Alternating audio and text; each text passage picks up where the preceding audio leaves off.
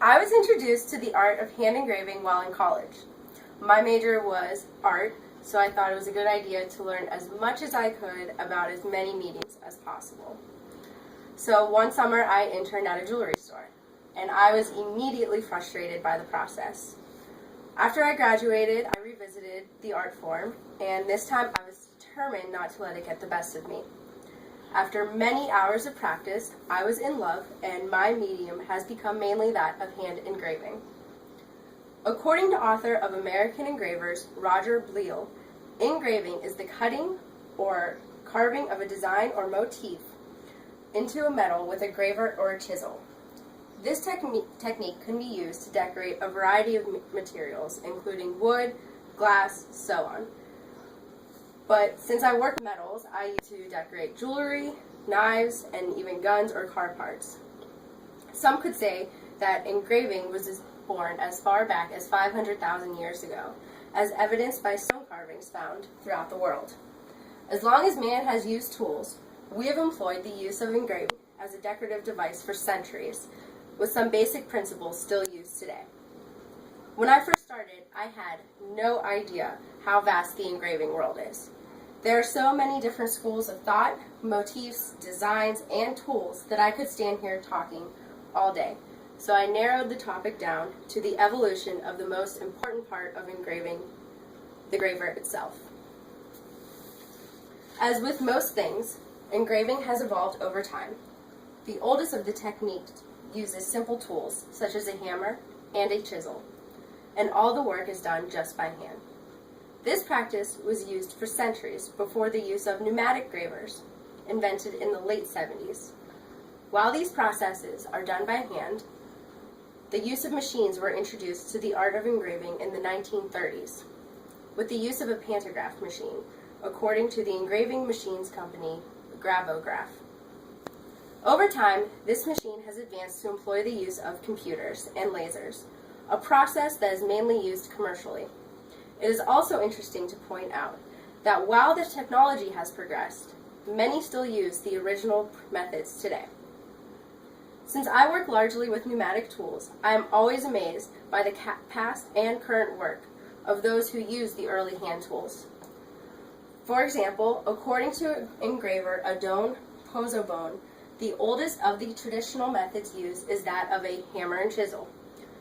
The chisels are slightly different than the ones I'm used to. They are mainly flat and longer, and of course I do not use a hammer.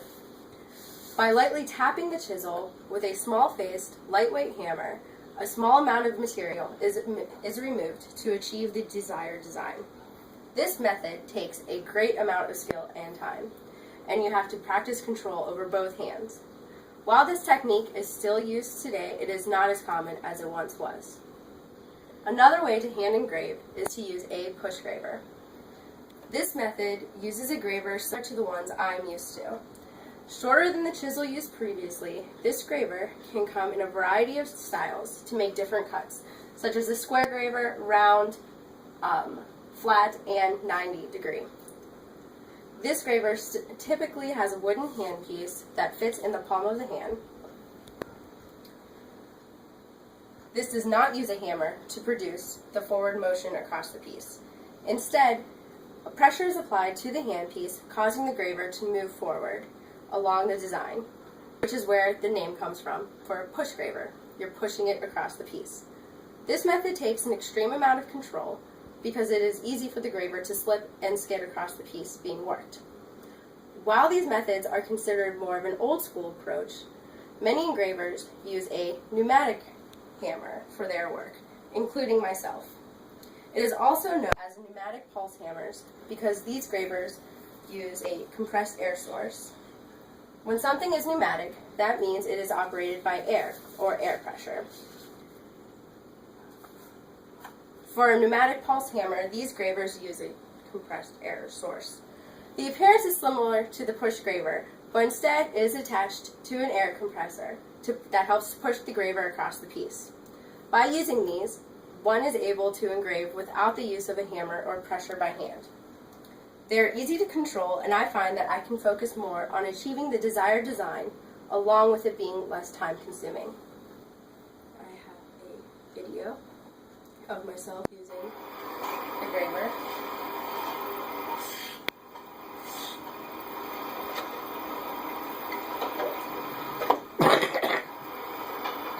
Years ago, when these pneumatic devices were first invented, they were definitely frowned upon by the engraving community, but now they are much more widely accepted.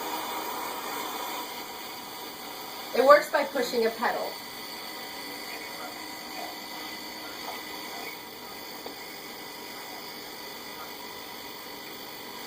This is especially a good method if you're like me and have the no upper body strength. It can provide the necessary power to achieve the design while still giving the piece character that can only be achieved by a person, not a machine. The use of machines for engraving obviously offers the most precise control out of the method, but lacks the depth and personality achieved by hand engraving. The earliest machine engraving would be a pantograph machine. This method is a large-scale version of manual engraving. It makes the results more consistent and much quicker. These devices are still found in jewelry stores today to personal jewelry with names, dates, etc. It works through a system of parallel bars with a point at one end used to trace the letters, numbers, or design, and the movement transfers to another point, enlarging the pattern. I use this machine typically for longer words and phrases, and although it is easier and quicker than hand engraving, it does lack depth. So you move it across the letters, and the point transfers the letters to the other side.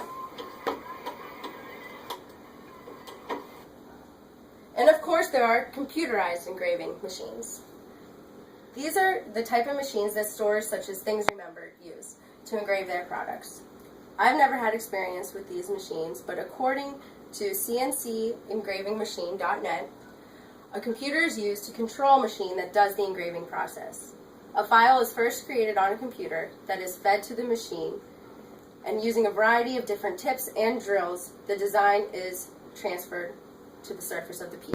This technique is precise and quick, and the process also allows one to mass produce consistently. However, the results lack depth, character, and personality that can only be achieved through hand engraving. In conclusion, the tools used for engraving, as with many things, have evolved over time. Starting with simple hand tools, such as a hammer and chisel or a push graver, the practice grew, incorporating the technology of the time. Keeping the same basic format and adding outside help, such as an air compressor, pneumatic gravers were created, giving the engraver much more control over the process. The process matured even more by becoming a computerized machine. Though these machines have made the process quicker and more precise, it lacks the character and personality portrayed by that of hand engraving. Although the old techniques take time, patience, and years of practice, the result is more personal and special. Thank you.